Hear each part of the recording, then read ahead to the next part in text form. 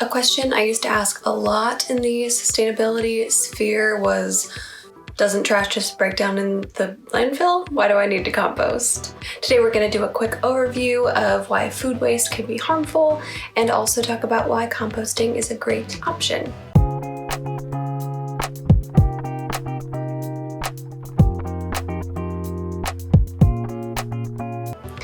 Got my tea today with my little reusable tea bag that I made.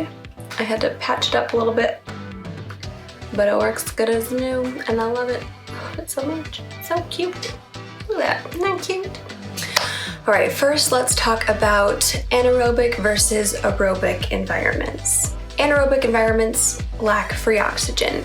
They might have oxygen in compounds like nitrate, nitrite, and sulfites, but they don't have any unbound oxygen. Aerobic environments, on the other hand, are characterized by the presence of free, unbound, good old-fashioned oxygen. Trash bags and landfills suffocate their contents, cutting them off from oxygen, thus making them anaerobic environments. When organic materials break down in these environments, methane, a greenhouse gas that's about 84 times more potent than CO2, is produced. And yes, many modern landfills have methane capturing technology, but they don't get all of the gas. And if food waste goes in the trash, we don't get to reuse it to help promote new plant growth. Now let's talk about composting. When you compost, soil, worms, microbes, other microorganisms use oxygen, which you can give them by physically manipulating or turning the compost, to break down the organic matter through aerobic decomposition. Compost contains 3 primary nutrients needed by garden crops: nitrogen, phosphorus, and potassium.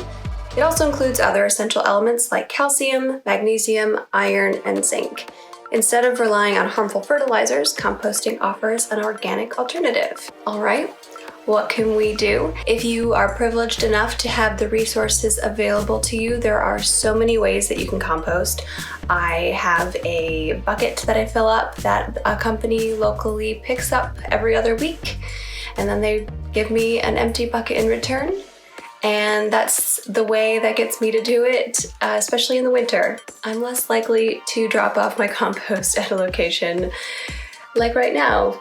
Currently can barely get to my car, so I prefer a pickup. But like I said, there's drop-off sites, or you can just do it at home. Some people have worm bins, then you can use it in your own plants, garden, backyard, what have you. I'll leave some resources in the description below to help you find a resource facility, compost facility near you.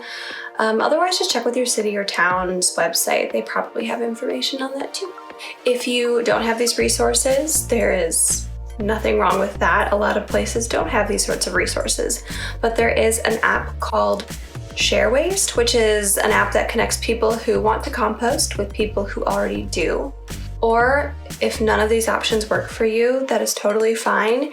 You can always try to just be mindful of your food waste and try to eat or freeze as much of your food as you can before it has to go in the trash. As always, do what works for you. Please like and subscribe if you haven't yet. It helps me out, and otherwise I will see you next time. Bye.